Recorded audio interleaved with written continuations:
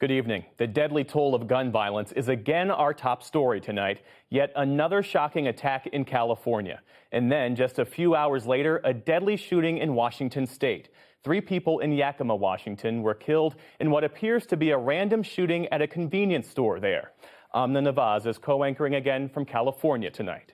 Jeff, we're here outside the scene of Saturday's horrific shooting in Monterey Park. And even today, folks have continued to file through to bring flowers, to say a prayer, to pay their respects. But even before all the names of those killed in that attack were confirmed here, news broke of another mass shooting in California. According to the Gun Violence Archive, there have now been 39 mass shootings across America in 2023 alone, more mass shootings than days of the year. Less than 48 hours after a gunman's rampage shook the sleepy Southern Californian city of Monterey Park, a mass shooting in Northern California, 30 miles outside San Francisco, left a second trail of devastation. I mean, you hear about this on the news all the time, but when it comes home to you like this in a small town like this, it really does bring it home, and it's just deplorable. Officials said 66-year-old Chun-Li Zhao opened fire Monday at a farm and another agricultural business near Half Moon Bay, a small coastal city of about 12,000 people. Zhao worked at the farm, and the victims included Asian and Latino farm workers. Officers arrested Zhao about 2 hours after the attack when they found him in his car parked at a sheriff's substation.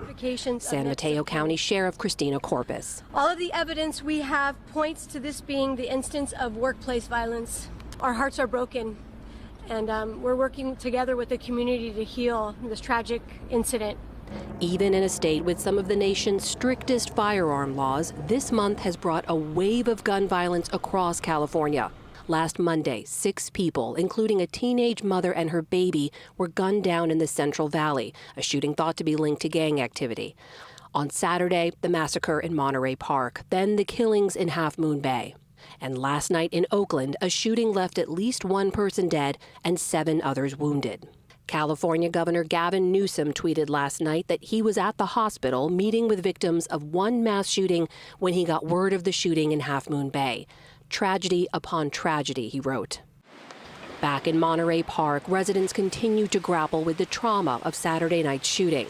It's just a roller coaster.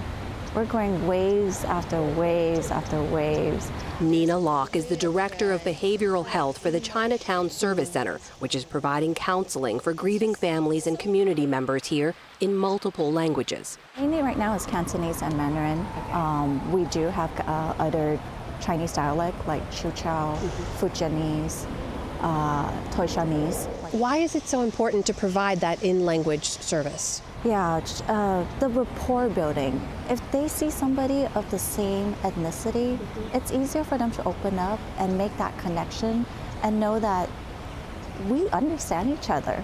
She says cultural pressures and stigma often keep people in insular communities like Monterey Park from seeking help and flagging others who could be dangerous. I think one of the most underserved population are the API older men because of the cultural aspect and expectation of men in Chinese culture, the manhood, the responsibility that they have to carry, the family needs. It's not top of their priority to address and learn about their emotion, to express their emotion, to even consider seeking help is like very low on their priority. Today, officials released more identities of the people killed in Saturday's shooting. It's not right. For Gay Yuen, who's lived in Monterey Park for 40 years, each new name brings more pain. As the faces start showing up in media, then you can't help but recognize someone. Or they're either wives, aunties, mothers of friends. Yuen says that the shootings in her town and now in Half Moon Bay, both carried out by older Asian men, have shattered her sense of safety.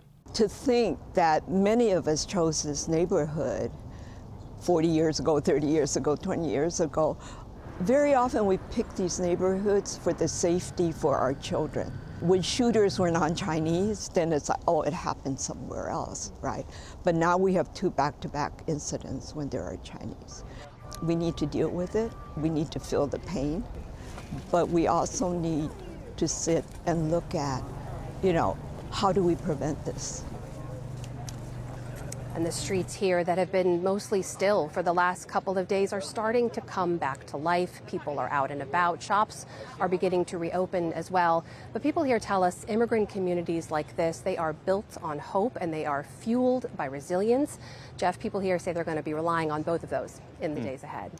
As the investigation into the Half Moon Bay shooting begins, the one into the shooting in Monterey Park continues. What more have we learned about the gunman and the victims?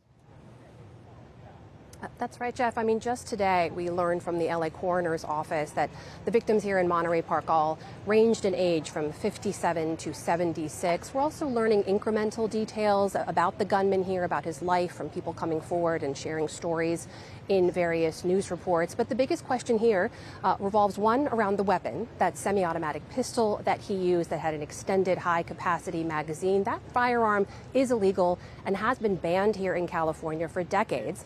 Officials say they are going to look into when and how and where he got that. I also spoke earlier to the chief of police here in Monterey Park, Scott Weiss. He says the biggest question for him is motive, how someone could do something like this. He says because the gunman is now dead, that is a question he may never have an answer to. In the meantime, though, we are joined here for that and more by a very special guest. Erica Moritsugu is the Deputy Assistant to President Biden and the White House's senior liaison to the Asian American Pacific community. Erica, welcome. Thanks for being here. Thank you, Alma. Thank you for having me. So you have just arrived. President Biden announced that Vice President Harris will be coming tomorrow. Why is it important for you to be here and for her to come? I think that it's important to show up in the first instance when there's a crisis and a tragedy that befalls a community that's already felt under siege and in terror, to be present. And that's one of the reasons why the president asked me to come here immediately in the wake of the tragedy, even as it was still unfolding, to be with community, to deliver his messages of healing and condolences on behalf of him and Dr. Biden, but also because I am a member of the community. This is my community too, and I'm the representative of the president to the community, but also of the community back to the president. And so when Vice President Harris arrives tomorrow, it will be to be here in community, to be lay a wreath at the memorials where lights and candles and prayers are just replete, and to meet with the family members, to express not just the vision and the wish for hope and healing, but to put it into action after we learn from them what their needs are. We've heard, of course, this conversation around gun safety and gun reform come up now. President Biden has said he would like Congress to act to pass an assault weapons ban. When you talk to people here, is that what they want to see? It is, and that's something that's been reflected not just on the margins, but irrespective of the motive or the victims, we have a gun violence problem, and it is creating terror and fear in community members, particularly members of communities of color, and for the Asian American, Native Hawaiian, and Pacific Islander community that is seeing its unfair share of hate-fueled violence and gun deaths. You know, we need to point out, two does not make a trend, we need to say. However, both the shooter here in Monterey Park and the shooter up in Half Moon Bay were both older Asian men who are not typically the perpetrators of that kind of mass gun violence. What do you make of that? Well, when the president signed into law the first gun violence prevention measure, the first in 30 years, the Safer Communities Act, he said at the time, and he still believes, and he'll repeat, that it wasn't enough.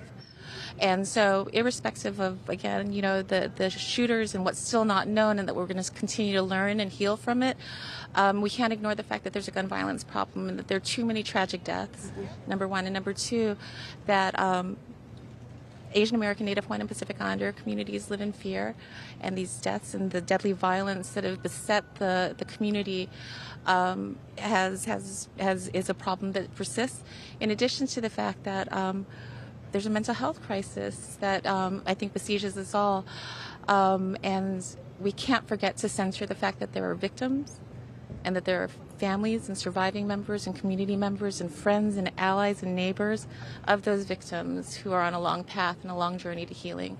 You know, there has been an interesting study recently that looked at gun ownership among Asian Americans. As you noted, Asian Americans across the country have been through a lot. In the last 3 years, we saw a surge in anti-Asian hate during the pandemic. This study found that people who experienced that racism over the last couple of years were more likely to buy a firearm for the very first time.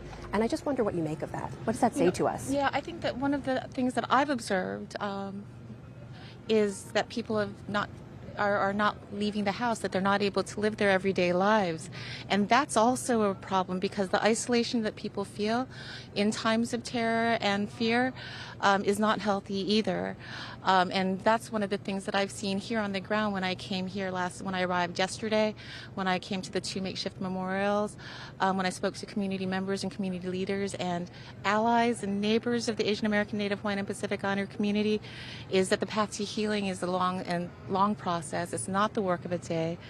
One of the reasons why I was honored to be sent out here immediately was to listen and learn to the community members and community leaders about what's needed on this journey to healing.